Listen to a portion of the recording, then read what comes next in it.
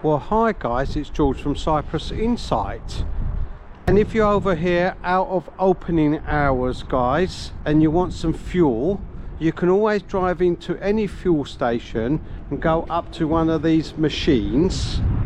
There we are, there's the machine. Now you can pay by card or cash. Press English first. There we are, welcome. Insert card or note. There we are, so insert it in there. Oh, it's eating it. There we are. Please wait. Press OK.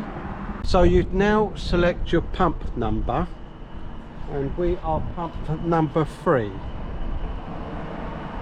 That's all here in the instructions. Press number 3 and OK. There we are. And it says money paid €10, pump number 3 achieved. So there we are. Now I'll go through it again guys with you. Insert your money or your card, select your pump number, press enter, and then it's press receipt if you want to guys, and there you are, it's all done. Really easy.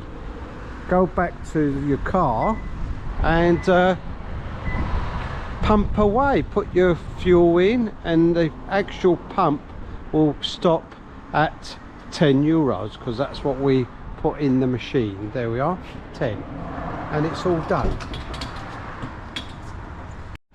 So there we are guys.